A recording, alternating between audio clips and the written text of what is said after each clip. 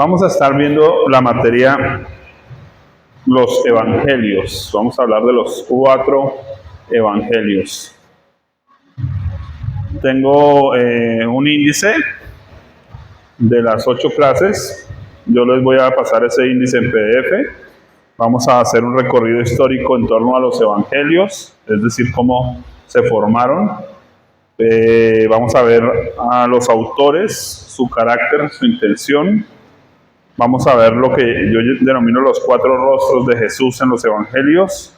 Vamos a ver acerca de Mateo y el reino de Dios, Marcos y el servicio abnegado, Lucas y la experiencia humana, Juan y la intervención divina, y lo que denominé aquí las 4 noticias, cómo presentarlas.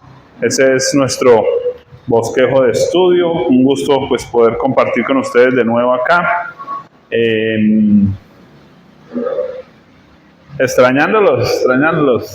Sí, qué bueno poder compartir eso que Dios da. Y bueno, vamos a iniciar con el tema número 1.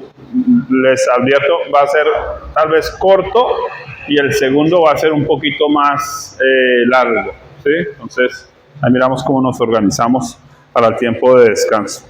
Bien, vamos en principio al tema número 1, un recorrido histórico en torno a los evangelios. Recuerden que yo les voy a dar el material en PDF, yo se lo envío, no sé a quién, ahora organizamos con el pastor, para que lo compartan, y entonces para que usted en sus notas tome los apuntes solo de lo que considere más relevante, ¿sí? Para que esté más atento aquí que a los apuntes. ¿Listos? Bien, entonces iniciemos entonces recorrido histórico en torno a los evangelios. El término evangelio significa literalmente buenas nuevas o buenas noticias. Entonces, cuando usted encuentra en su Biblia, recordemos, tenemos 66 libros, se los voy a volver a preguntar en el examen, ténganlos en cuenta, tenemos que aprendernos los 66 libros de la Biblia sí o sí. ¿Buenas nuevas o qué? Buenas noticias. 39 libros del Antiguo Testamento, 27 del Nuevo Testamento, y el Nuevo Testamento arranca con los 4 evangelios. Recordemos que hay un periodo llamado intertestamentario entre el Antiguo Testamento y Nuevo Testamento, 400 años de un aparente silencio de Dios, conocido como el periodo intertestamentario, que eso ya lo estudiamos acá también.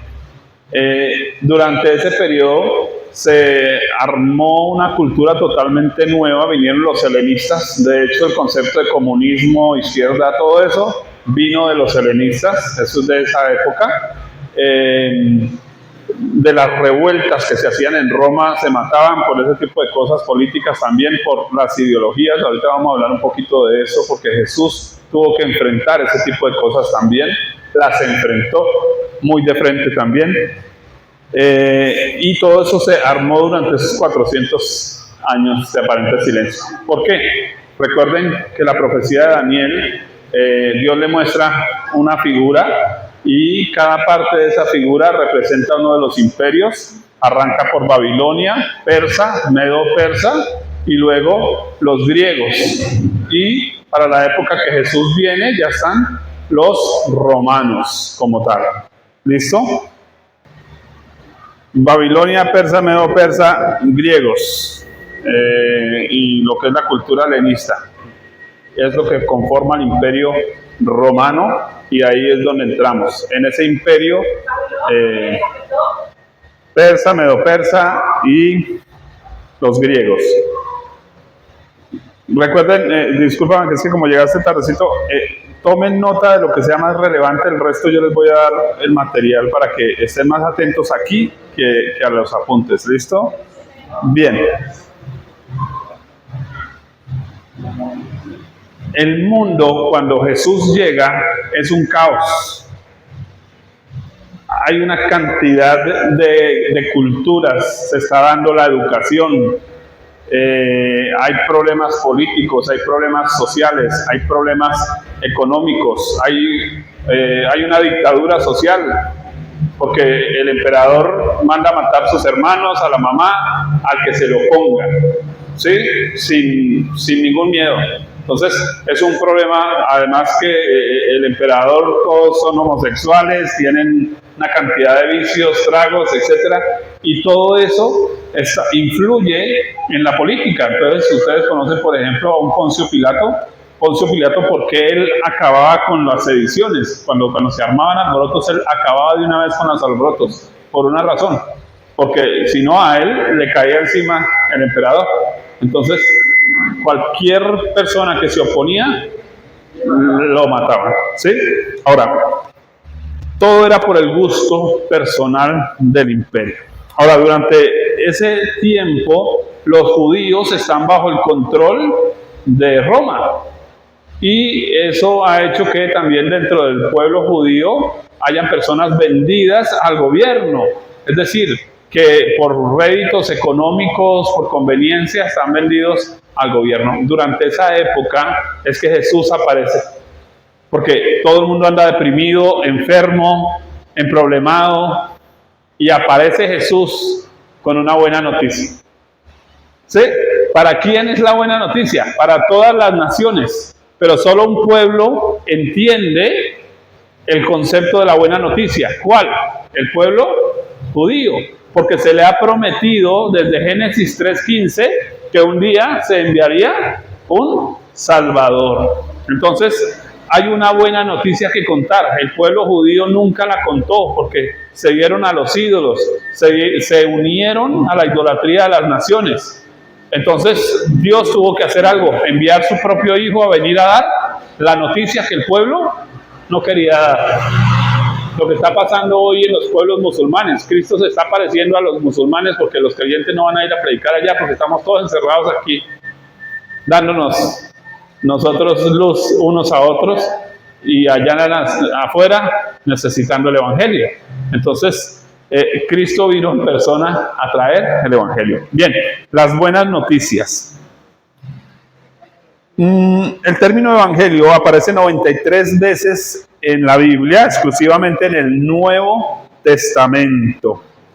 Viene de una palabra griega que es eugelion, y de ahí vienen palabras como evangelista o evangélico, ¿no? Que usamos ahorita el concepto de evangélico. ¿Qué significaría evangélico? Una señora con la falda larga, con la cara lambida. No, eso no es evangélico. Evangélico es alguien que predica buenas noticias. Pero nosotros tenemos el concepto de evangélico, ¿cierto? Alguien que va en corbatica el domingo para la iglesia con una Biblia grande y todo el mundo se da cuenta que, ay, señor, es evangélico. Pero solo porque el domingo lo ven con la Biblia grande y yendo para la iglesia. Pero no, eso no es evangélico. Evangélico es alguien que proclama buenas noticias. No es ese creyente que se para a decirle a los demás, te vas para el infierno y no te arrepientes. Eso no es una buena noticia. Así que necesitamos entender qué es realmente el evangelio. ¿Cuál es la buena noticia? Y la vamos a aprender en los 4 evangelios. Bien. Lucas 24, 6 al 9.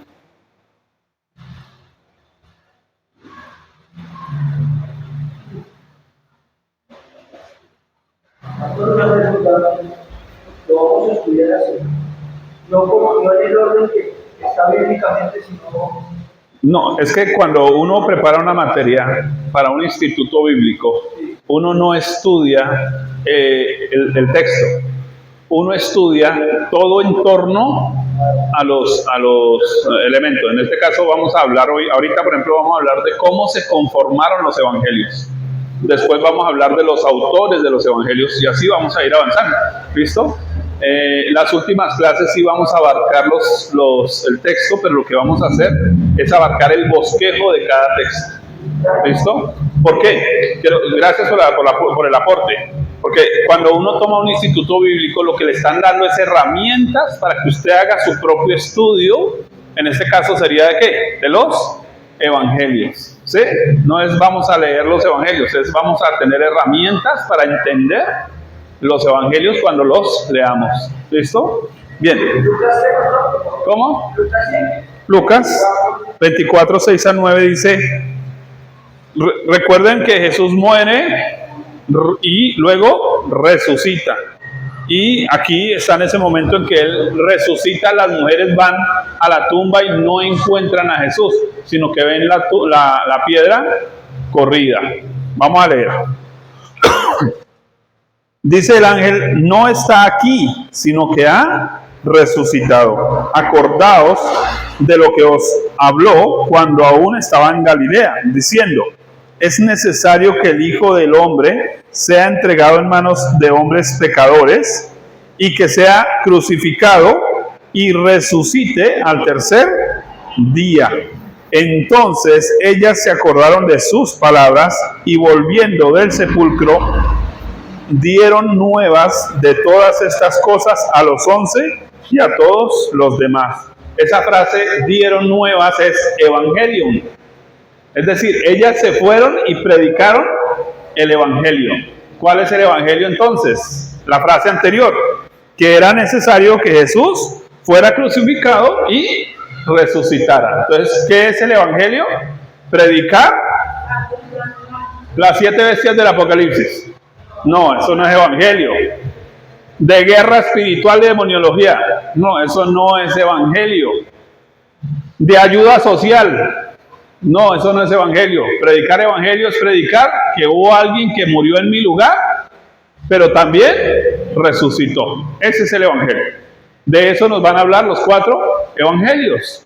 De la buena noticia, de alguien que vino y tomó nuestro lugar, muere en nuestro lugar, sepulta nuestros pecados y resucita para darnos una nueva vida en Cristo, para tener una relación viva con Dios. ¿Sí? Entonces mire que evangelio no es te invito a la iglesia. Eso no es evangelio, porque decimos vamos a salir a evangelizar y vamos a invitar gente a la iglesia. Eso no es evangelizar. Evangelizar es ir a presentar a la persona de Cristo, decirle a la persona, estás muerto, tienes un problema en tu relación con Dios, pero hubo alguien, buena noticia, que murió en tu lugar, que tomó tu lugar, sepultó tus pecados y está dispuesto a reconciliarte con Dios. Y se llama Jesucristo. Por eso dice John Piper, Cristo es el evangelio. El evangelio no es solo un mensaje. El evangelio es una persona. Porque el único que nos puede reconciliar con Dios es Cristo Jesús. No nos reconcilia con Dios la teología. Nos reconcilia con Dios la persona de Cristo. Entonces el evangelio no es predicar teología. No es debatir de teología. El evangelio es presentar a la persona de Jesús. Por eso el evangelio no solo se presenta en palabras, sino en hechos. Yo tengo que mostrar el amor de Cristo a las personas. Yo tengo que mostrarle las palabras de Cristo, las obras de Cristo, los milagros de Cristo, las sanidades de Cristo a las personas. Y decirles que Cristo vino a reconciliarlos con el Padre. Y nosotros llamamos evangelismo ¿a qué? A traer gente a la iglesia. ¿Sabe cómo se llamaba eso en la época de los fariseos? Proselitismo. Eso es proselitismo. Los creyentes no estamos llamados a hacer proselitismo. Es que mi pastor predica muy bien, camine para allí. No, sí, está bien. Es genial que vengan y lo escuchen y reciban el evangelio. Pero es más que traerlo a la iglesia. Es llevarle a Cristo. Bien. Ahora, la buena noticia entonces consiste de 3 frases. La crucifixión y muerte de Jesús. ¿Para qué murió Jesús? No. Para pagar la deuda que nosotros no podíamos pagar. La deuda del pecado es la muerte. Alguien tenía que morir para pagar por el pecado. Por eso era necesario que Jesús muriera. Cuando Él murió, pagó por el pecado. Pero con esa misma sangre, ¿cierto? Entonces nos compró. Pero Jesús no solo fue crucificado y murió y pagó por el pecado y nos compró, sino que fue sepultado. La Biblia dice que Él sepultaría nuestras iniquidades. Allá en Miqueas, capítulo 7, verso 18. ¿Qué significa sepultar las iniquidades? El término iniquidad significa maldad en aumento. ¿Qué es entonces iniquidad? Que yo cada vez voy a pecar menos. Entonces, cuando yo acepto la obra de Jesús en mi lugar, quedó pago para con Dios el asunto. No le debo nada a Dios. Segundo, Jesús me capacita para vivir cada vez mejor. Por eso una persona que nace de nuevo y vive peor, o no ha nacido de nuevo, no ha entendido el Evangelio. Pero cuando ha nacido de nuevo y entiende el Evangelio, su vida va de gloria en gloria, de triunfo en triunfo y de victoria en victoria. ¿Sí? Y en tercer lugar, entonces, mire que el Evangelio es decirle a las personas: alguien murió en tu lugar porque tú merecías la muerte, pero Él decidió morir en tu lugar. Segundo, Él decidió capacitarte para vivir mejor. No tienes por qué seguir siendo un borracho, un degenerado, un violador, un mentiroso, porque alguien murió en tu lugar para capacitarte. Pero no solo eso, Jesús también resucitó, y ahí sí cabe lo que está diciendo mi hermana, para darnos vida nueva. ¿Qué es vida nueva? No fue que Jesús nos dio vida, nos dio su vida. El Evangelio es que Cristo está viviendo a través de mí. Ese es el verdadero Evangelio. Cristo viviendo a través de cada uno de nosotros. Entonces, ¿qué es lo que nos corresponde a nosotros? Cada día morir para que Cristo se muestre más. Por eso Pablo dice: con Cristo estoy juntamente crucificado. Ya no vivo yo, sino vive Cristo en mí. Porque la gente no necesita ver la cara de nosotros, necesita ver a Cristo en nosotros. No es que nosotros tengamos cara de evangélicos, es que tengamos la buena noticia. Es decir, Jesús es la buena noticia que yo quiero compartirle a otros. Ahora, estas tres cosas tienen que ver con el creyente. Romanos 6, 1 al 4.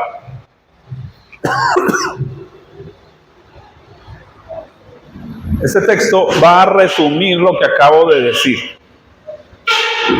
Romanos 6, 1 al 4. ¿Qué pues diremos? ¿Perseveraremos en el pecado para que la gracia abunde? En ninguna manera. Porque los que hemos muerto al pecado, ¿cómo viviremos aún en él? ¿O no sabéis que todos los que hemos sido bautizados, sepultados en Cristo Jesús, hemos sido bautizados en su muerte?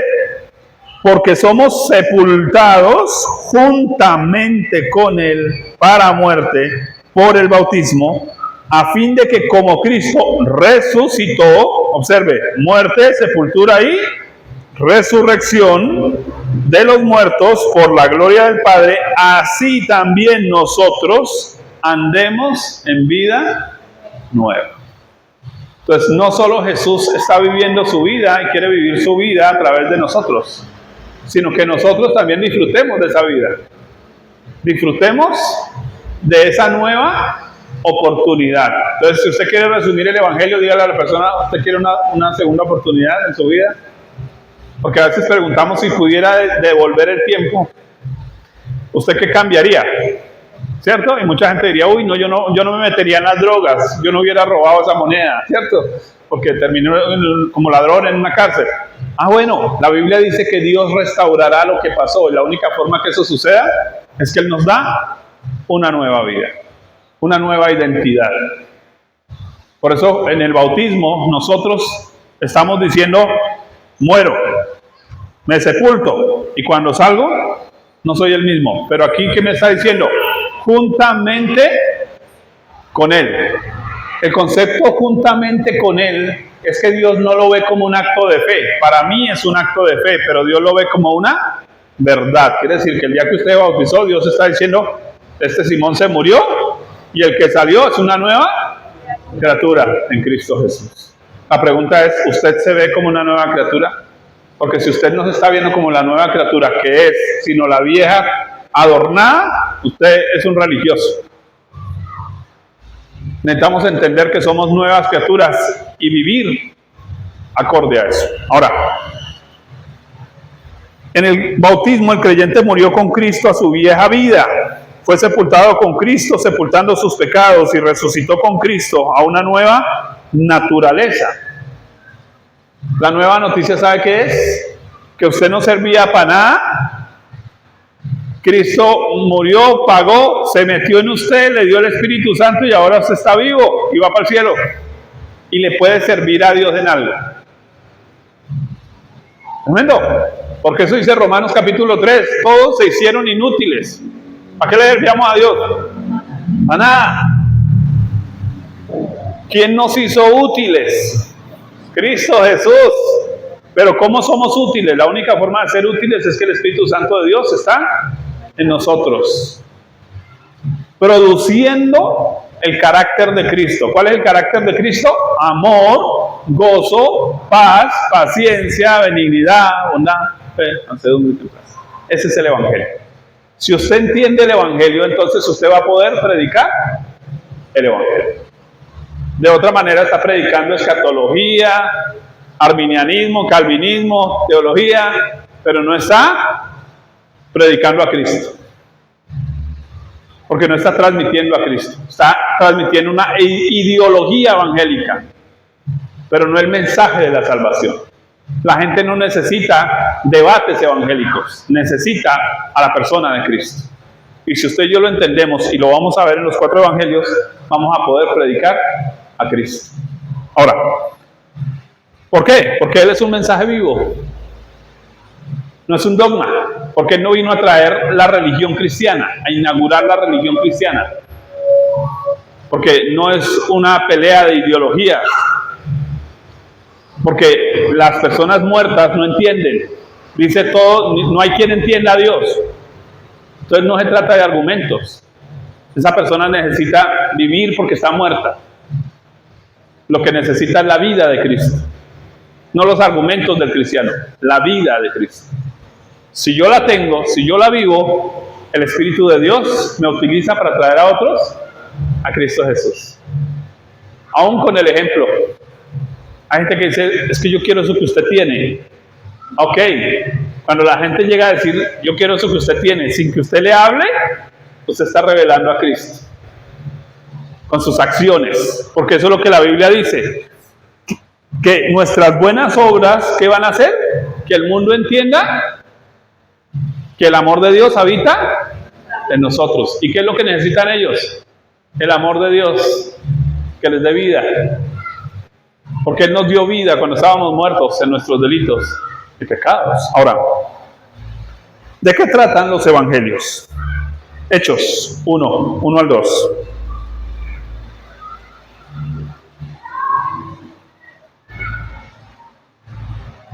Dice Hechos 1 al 2.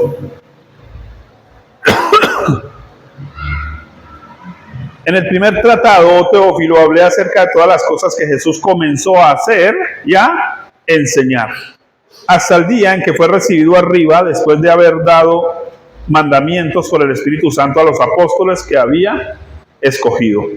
Observe aquí, entonces, 3 cosas. ¿De qué tratan los evangelios según Lucas? Primero, de los hechos de Jesús. Cuando usted encuentra los 4 evangelios, ¿de qué le hablan? De lo que Jesús comenzó a hacer. Ustedes saben que el primer milagro y primer mensaje de Jesús fue convertir el agua en vino en una fiesta. Tremendo.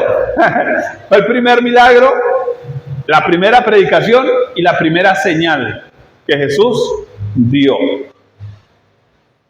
Ahora, ¿De qué más nos hablan los evangelios? De las palabras de Jesús, en parábolas, en enseñanzas, en consejos. De eso nos hablan los evangelios. Y en tercer lugar, los evangelios nos hablan de la comisión de Jesús a sus discípulos. ¿De la qué? De la comisión de Jesús a sus discípulos. ¿Qué significa? Que eso que Jesús hizo y dijo, ahora nos encargó a nosotros de que hagamos. Se lo enseñemos a otros. No solo lo que Él dijo, sino que si Él sana a un enfermo, nosotros también deberíamos orar para que un enfermo se sane. Predicar el evangelio no solo con palabras, sino con hechos, como lo hicieron ¿quiénes? Los discípulos de Jesús, los apóstoles y la iglesia primitiva. Ese es el evangelio. Entonces, si vamos a entender el evangelio, entonces el evangelio no es obra social. El evangelio no son debates teológicos. Es hablar las palabras de Jesús y mostrar los hechos de Jesús. Y yo diría las señales de Jesús. Cuando hablamos ya de señales, que por ejemplo en el Evangelio de Juan se muestran varios grupos de señales de a 7. En el Evangelio de Juan se va a encontrar la palabra 7 muchas veces. 7, 7, 7. Jesús hizo 7 milagros, 7 señales, 7 liberaciones. Usted va a encontrar eso en el Evangelio de Juan, por ejemplo. ¿Por qué las señales son importantes? La señal es como una flecha que indica para allá. Jesús siempre nos va a estar guiando al Padre. Él siempre va a estar diciendo, miren al Padre. Pero si ustedes miran al Espíritu Santo, el Espíritu Santo siempre va a estar diciendo, miren a Jesús. ¿Sí? Entonces, la obra que la iglesia hace, guiada por el Espíritu Santo, siempre es señalar hacia Jesús. Mire que nuestros dogmas no es señalar a los milagros, no, es señalar a Jesús, que es el que hace milagros. ¿Sí? No es señalar a la teología, no, es señalar a Jesús, quien nos da la doctrina, la enseñanza. Y entonces, ¿Jesús qué va a hacer? Va a llevar a las personas ¿a dónde? Al Padre. Porque todo el Evangelio se trata de la reconciliación con el Padre, por medio de Jesucristo, bajo la asistencia absoluta del Espíritu Santo. Y obviamente el Espíritu Santo va a usar una sola cosa, la Biblia. Las palabras de Jesús, lo leímos en Hebreos 1:1. Dios habló muchas veces, de muchas maneras, pero en este tiempo nos habló por medio de Jesús. Es importante esto. Ahora,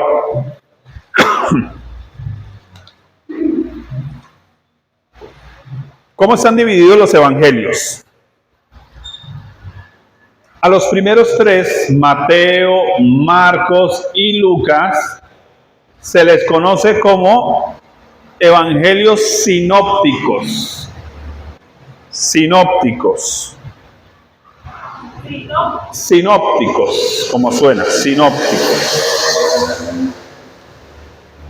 El concepto de sinóptico es que permite la visión general de un todo. La visión general de un todo. Entonces, quiero hacer un ejercicio. Quiero que lo pensemos. Discúlpeme, le voy a utilizar esto. ¿Está bien tapado? Sí. Listo. Quiero que lo piensen para que entendamos el concepto de sinóptico, que esto es importante. Si usted desde lejos solo viera esta parte, usted me diría que esto es un frasco o que es un círculo. Solo vería desde lejos un círculo. Pero si yo lo muestro de lado, ustedes dirían, ah no, es un frasco. Si de pronto lo muestro solo así, ustedes dirían, no, es una columna, ¿cierto? Otra cosa. Sinóptico es que lo puedo estar viendo, como dice el de las noticias, desde varios ángulos. Eso es sinóptico. Pero no significa que esto es un círculo, ni es una columna, sino es un todo, es un frasco. ¿Sí? Entonces, los evangelios sinópticos nos van a mostrar a Cristo desde diferentes ángulos. Eso es importante. Por eso no existen contradicciones entre los evangelios. No existen. Simplemente cada uno nos está mostrando lo que ve. Les voy a poner un ejemplo. Lucas es un observador y él detalla los números. No, él detalla las imágenes, los colores. Entonces, si Lucas entrara acá, diría, uy, aquí hay muchos cuadritos de colores. Si Mateo, que era un contador, entrara aquí, diría, aquí hay tantas sillas. A él le interesan los números. ¿Sí? Si Marcos entra acá, como él entra a las carreras, él dice, ahí hay un poco de gente. Y se va. Porque Marcos anda de carreras. Y lo vamos a ver en sus evangelios. ¿Sí? Pero está hablando del mismo lugar, solo que cada uno nos está dando una óptica diferente. A eso se llama sinópticos.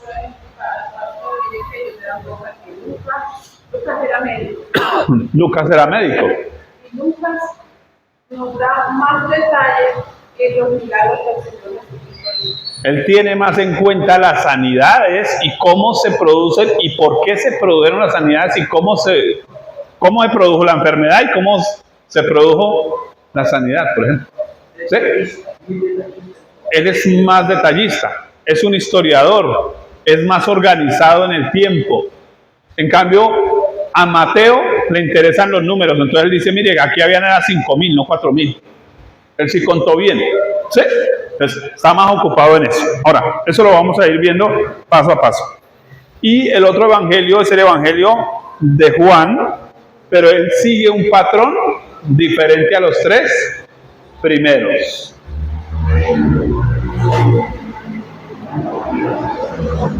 Curiosamente, Juan tiene un carácter más filosófico. Esto es interesante. Juan sigue un patrón más filosófico, más interpretativo, más personal. Es decir, que Juan sí está haciendo una interpretación, su propia interpretación de Jesús. A ver, todos conocen Juan 3:16, ¿cierto? De tal manera amó Dios al mundo. ¿Eso quién lo dijo? Juan, no lo dijo Jesús. Lo que nos está diciendo entonces es que Juan interpretó que Dios envió a Jesús por amor. Pero es la interpretación de Juan. ¿Sí? Ahora, ¿por qué hablo de filosófica? Porque el solo primer versículo del Evangelio de Juan es una postura filosófica, la más importante de toda la historia, y es el origen de todas las cosas. Los griegos decían cuál es el origen de todas las cosas, y Juan lo dice. En el principio era el verbo, y el verbo era con Dios, y el verbo estaba con Dios. ¡Wow! Usa el término logos. Y entonces, como a los griegos les fascinan las letras, él dice, en el principio era el logos. Cristo es la palabra viva de Dios. Es la palabra de Dios hecha carne. Y entonces ahí hay un argumento filosófico, pero también Juan nos está presentando una verdad espiritual. Muy profunda. ¿Sí? Ahora,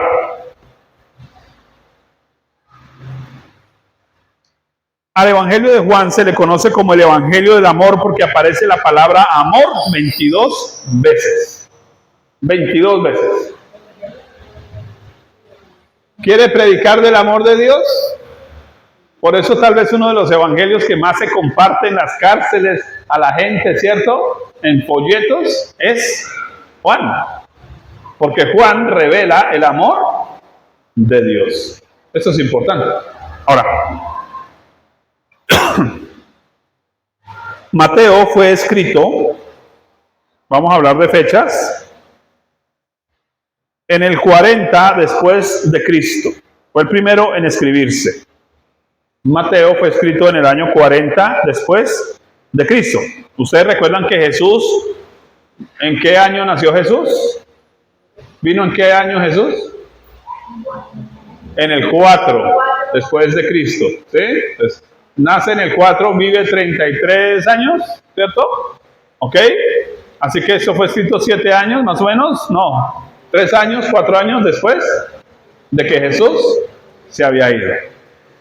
Segundo evangelio escrito Marcos en el año 45 después de Cristo. ¿Por qué él escribió despuesito? Porque Marcos era un muchacho, joven. Ya cuando maduró un poquito dijo, no, con que esto hay que escribirlo, y lo escribe. ¿Sí? Recuerden que Marcos fue el que salió en peloto cuando fueron a arrestar a Jesús. Era un chino. ¿Sí? Evangelio de Lucas. Fue escrito en el año 54 después de Cristo. Para la época en que a Pablo lo iban a sentenciar en Roma. Porque Lucas escribe para un hombre llamado Teófilo, que lo que se cree era el abogado personal de Pablo, el que iba a defender el caso de Pablo. ¿Sí? Entonces, Lucas está haciendo toda una cronología para poder presentarla como defensa. ¿Sí?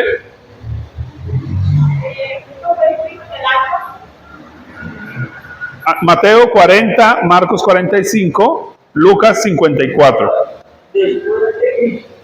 Y Juan en el año 65. ¿Por qué fue el más tardío? Aquí hay algo interesante con el Evangelio de Juan.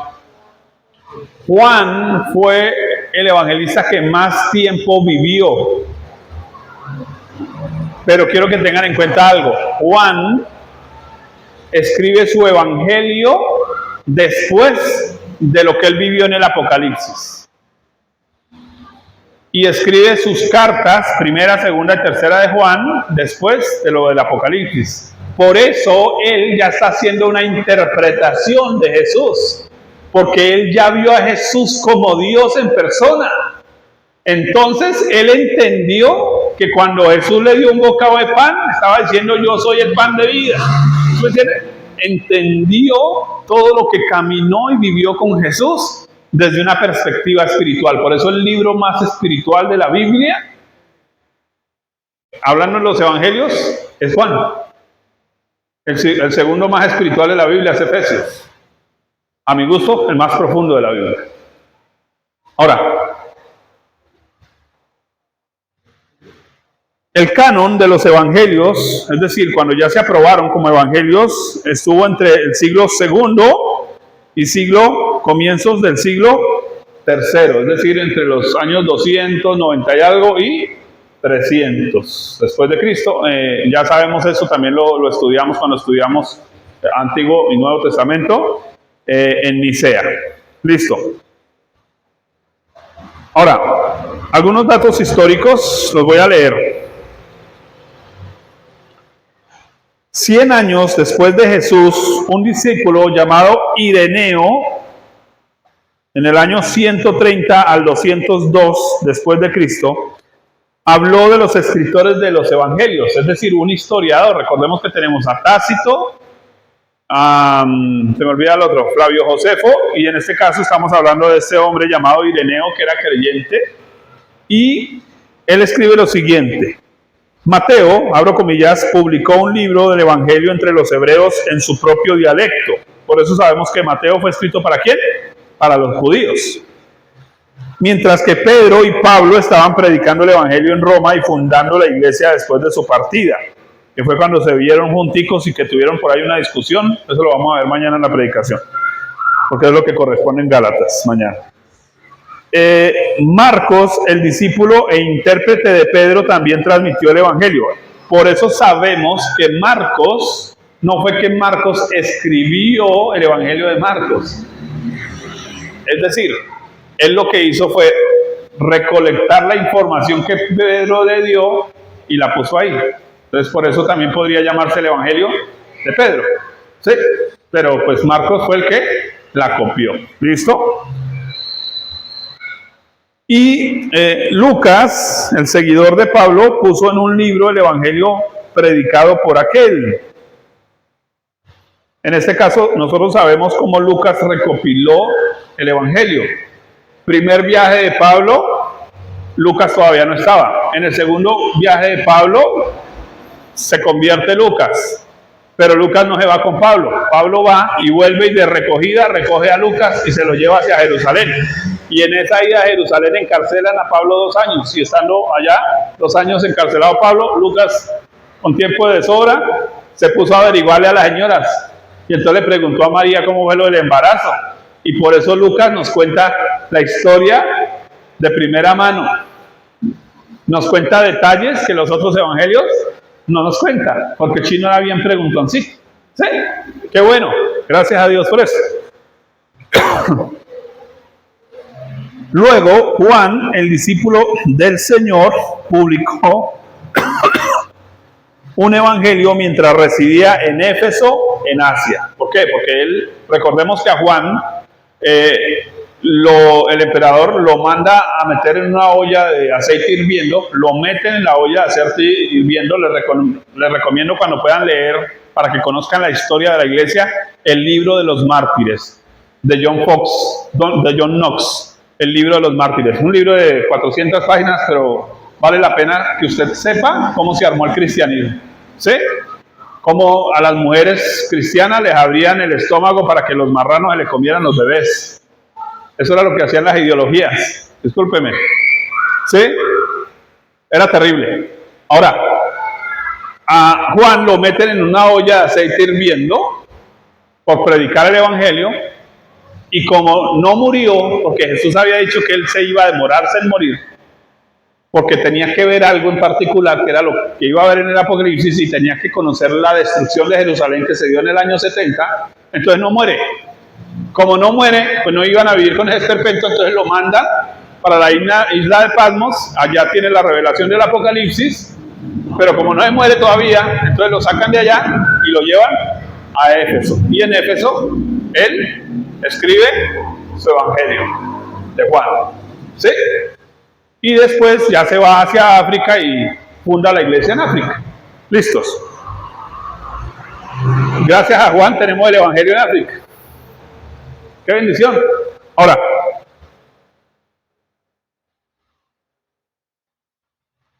voy a leer aquí otra parte. Y todo esto nos ha transmitido la doctrina de que hay un Dios, hacedor del cielo, de la tierra, proclamado por la ley, por los profetas, y un solo Cristo, el Hijo de Dios.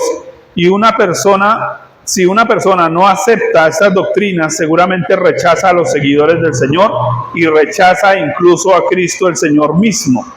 También rechaza al Padre y se condena a sí mismo, resistiendo y luchando contra su propia salvación. Lo que todos los herejes hacen. ¿Por qué leo esto? Porque hoy en seminarios teológicos se le está enseñando a la gente que los evangelios no tienen el valor que tienen. Y entonces si lo convencen a la gente que los evangelios no tienen el valor que tienen, entonces cerremos y vámonos, porque no estamos haciendo nada. Estamos predicando basura, mentiras. Pero si usted entiende que las palabras de los apóstoles ahí en esos evangelios son verídicas, como dijo Lucas, ciertísimas, entonces usted puede adjudicarse a la salvación. De otra manera está perdido, porque entonces, ¿qué evangelio hay? ¿Qué buena noticia hay para este mundo? Si los que dicen ser buenos matan a los malos para quedarse con la plata. ¿Sí? ¿Qué otro buen mensaje hay en este mundo? Dígame, ¿qué buena noticia hay en este mundo? Si lo único que le espera a la gente es la tumba. ¿Cuál es la buena noticia?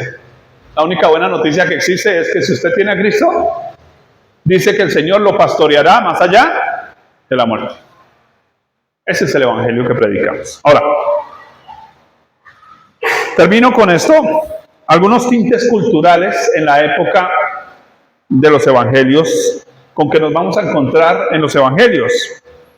Porque los evangelios revelan acontecimientos históricos, fechas y también costumbres que coinciden con muchos historiadores de las épocas.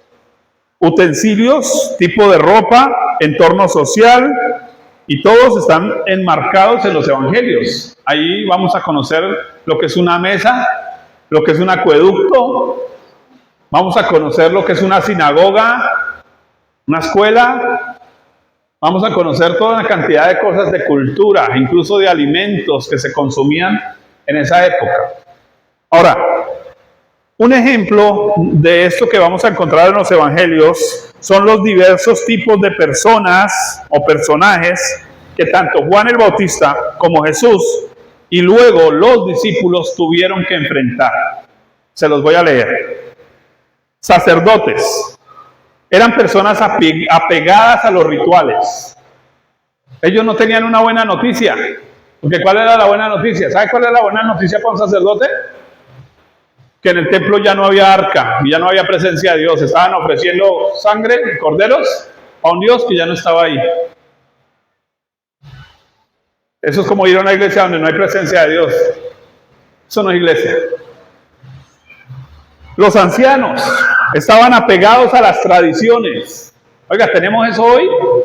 Gente apegada, es que aquí todo siempre aquí solo se cantan himnos. ¿Eh? Oiga, apegados a las tradiciones. Eso lo encontramos en los evangelios. Oiga, los escribas eran personas apegadas a la letra, al punto, a la coma. Pero no eran buenos seres humanos con los otros. No estrechaban la mano de alguien porque se contaminaban, porque la palabra de Dios dice. Y entonces no juntaban de gente. ¿Sí? Los fariseos eran personas apegadas a la apariencia religiosa. Y ellos se creían espirituales porque ellos sí creían en ángeles y en espíritus. ¿A quién le parece a usted eso? Personas que ven demonios hasta en la sopa. Pero no me junto con personas porque me contamino. El uno me contamina porque tiene mucha Biblia y el otro porque tiene mucho espíritu. Terrible. Fariseos. Los saduceos.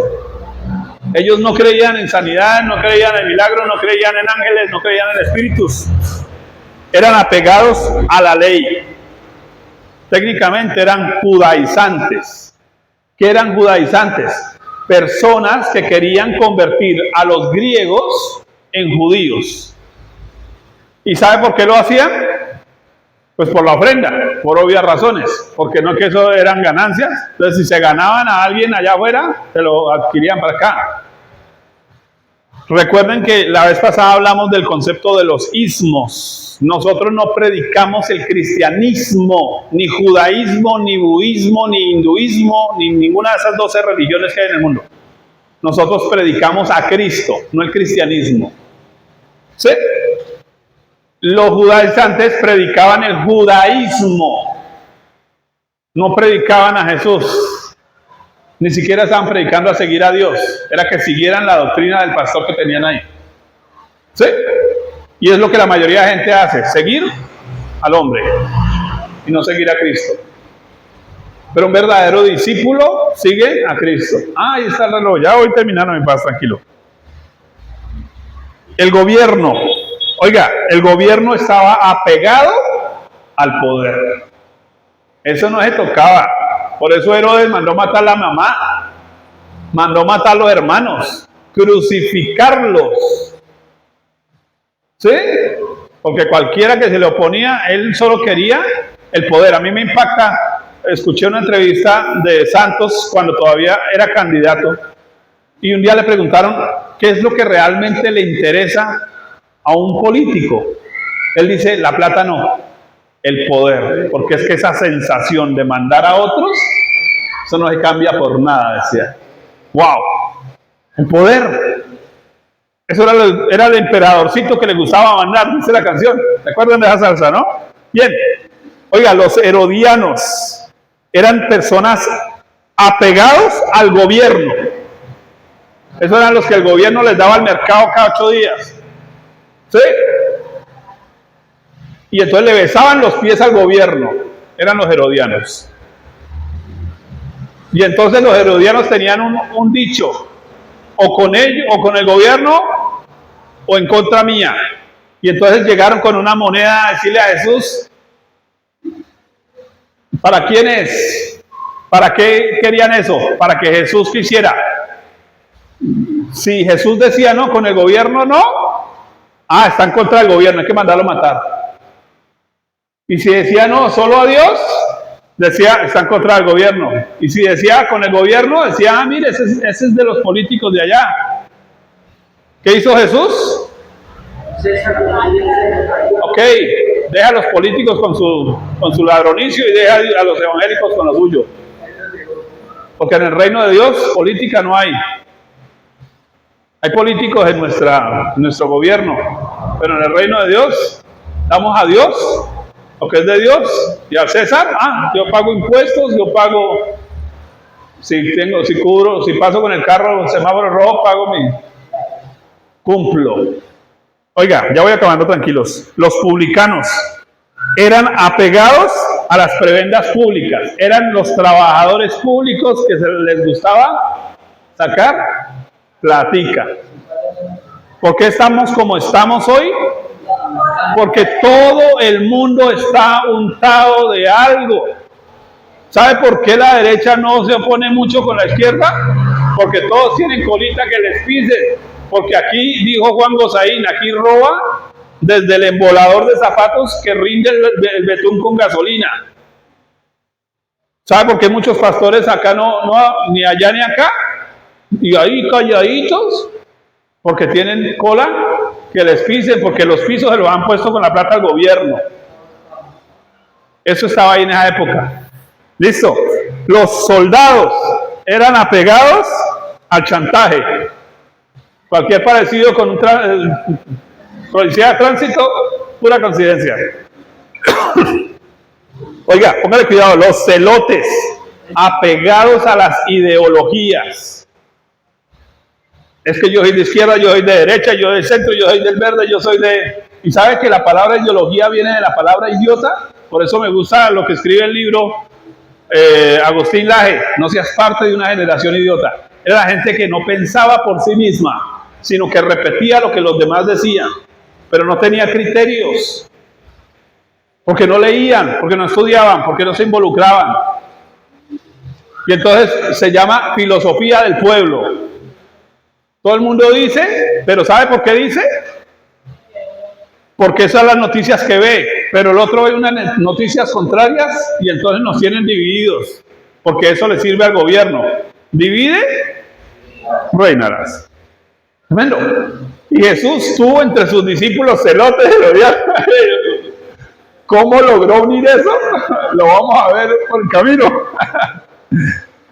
Oiga, habían ricos. Los ricos estaban apegados a la plata. Obviamente estaban apegados a la plata. ¿Sí?